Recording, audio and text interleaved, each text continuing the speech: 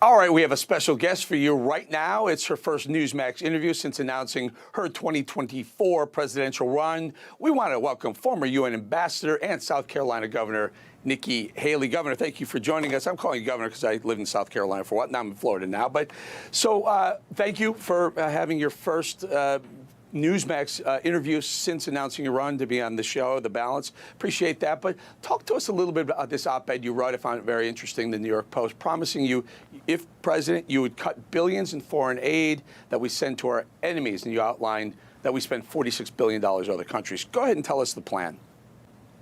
Well, Eric, thanks for having me on. You know, I'll tell you, when I was at the United Nations, right after we had the vote of moving the embassy from Tel Aviv to Jerusalem, and we were heavily condemned, and 128 countries voted against us, I went back to the office and I told my staff, I said, come up with a book, list all 192 countries.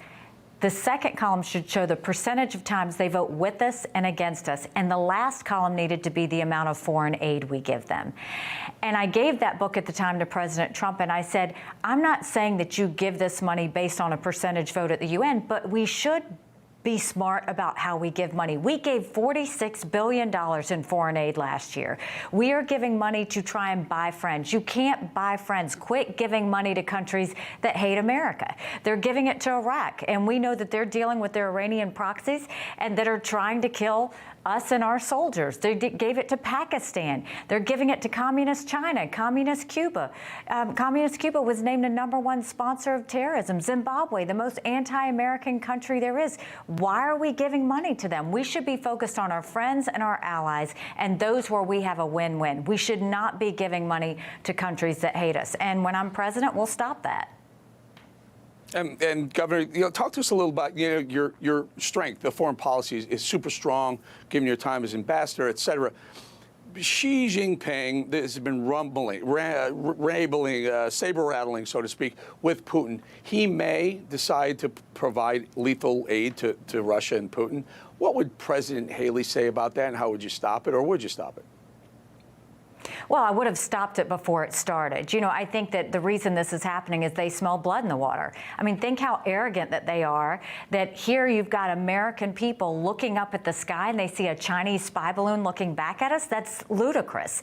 And so I think we need to start letting China know we're on to them, and we can do that by a few things. First of all, start sanctioning them for stealing intellectual property because they continue to do it. Understand that the biggest way we can counter them is to have a strong military. A strong military doesn't start wars. A strong military prevents wars. Let's hold them accountable for COVID. No one has done that yet. Instead of talking about the cartels, why don't you talk about China and that they're actually the ones sending the fentanyl across the border?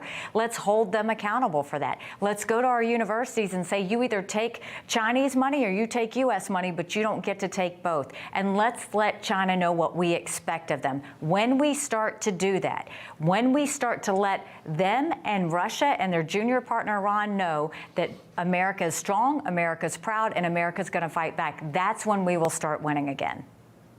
You know, Governor, one of the areas that was carved out, in other words, if China wanted to buy into any of our strategic assets, like our energy production or our technology infrastructure, there are safeguards against them, the Communist Chinese, doing that. One of the areas that was carved out was agriculture. Would you close that loophole? Would you tell the Chinese, guess what, we're going to hold you at least your feet to the fire the way we do with our other strategic assets that we do in our farmlands, in our food processing? There's a push for that in the country. What are your thoughts on that? I don't mind if Americans buy T-shirts and light bulbs from China any more than I mind whether China buys agricultural products from our farmers. What I do mind is when we allow them to buy 350,000 acres of land that happen to be near our military bases, and we're not doing anything about it. I mean, they recently bought near Grand Forks Air Force Base. That's where our most sensitive drone technology is. Why would we do that? So it's things like that that we need to be focused on. When it comes to China, let's look at the things that are a national security threat. Think about COVID. Everybody said put a mask on. The masks were made in China. Everybody said take a COVID test. The COVID tests were made in China.